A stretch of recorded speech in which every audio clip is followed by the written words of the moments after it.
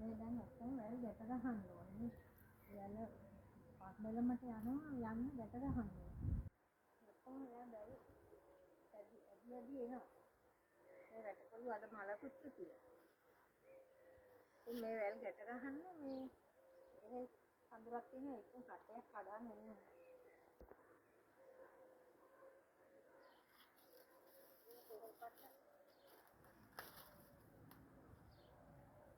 මේ කෙහෙල් පට්ට වලින් තමයි මම ගැට ගහන්නේ.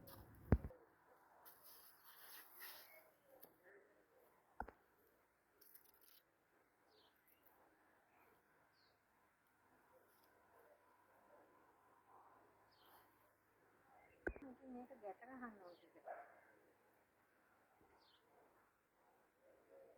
මට මේවා ලංකාවේ හොඳට කරලා පුරුදුයි. මේක මට සෙල්ලමක් වගේ මම වවපු හැටියට. ඉතින් ආසයි මෙහෙ වවනවා කිව්වහම හරි ආසයි.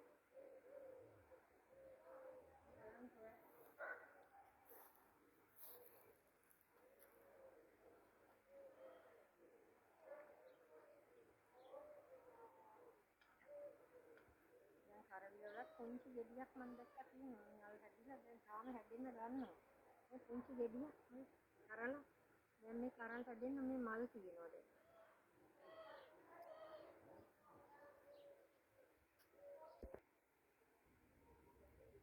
මේක පන්දරම මට නම් ඉතින් ගහන්න බැහැ. ඉස්සර වගේ මට ගහන්නට බැහැ. දැන් ඉස්සර තමයි ලංකාවේ මම තනියම කරගන්නවා මේ වගේ පොඩියද. මේ ඔක්කොම අපේ බෑන තමයි. මේ ගහලා හරි ගැස්සලා දෙන්නේ. මෙහිකින් දීගන්ට වැඩි හොයාගන්න නෑ. මේ අහපැත්තේ අල්ලපු ගෙදර ඉතාලි ගෙදරක් තියෙන ඒගොල්ලෝ අහලම අහනවා. මේ එහෙම ඕනනම් කියන්න කියලා දෙනවා කියලා. ඒගොල්ලන්ගෙන් ලී ටිකක් ඉල්ලගත්තා. මේ සැලෑවක බටලී තියෙනවා බටලී ටිකකුත් කපා ගත්තා. මේ තුන්ගේ බටලී දැනගෙන කපලා හරි ගැස්සලා දුන්නා. දැන් වැල් ඔක්කොම දැන් ගැට ගහන්නේ. වැල් යනවා උඩට.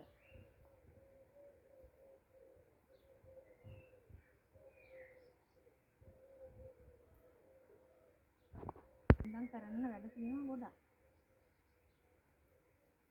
දැන් මේ වෙලාව මෙහි 7යි ගාන අය කිසිම අවුවයි. හන්දෑවට හරි උදේට හරි තමයි මේ වැල් ගැට ගහන්නේ. නැත්තම් වැල කැඩෙනවා.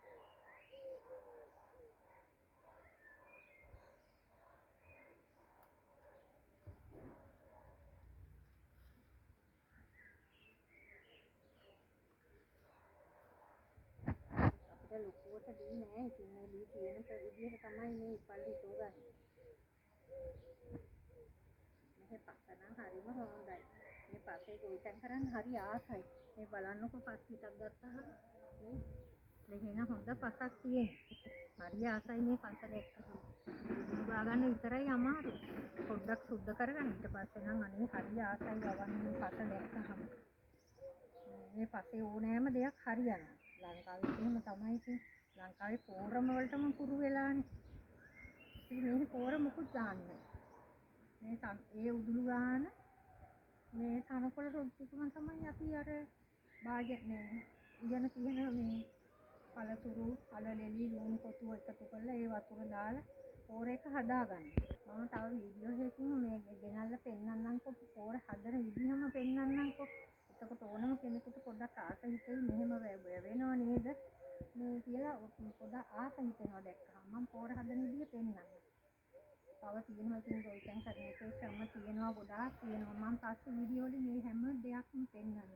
තව ඉස්සරහට කෙනෙකුට වවා ගන්න පුළුවන් ඒක. මේ වැටකොළු යනවා. මේ වැටකොළු යනවා දැන්. වැටකොළු යනවා කියන්නේ.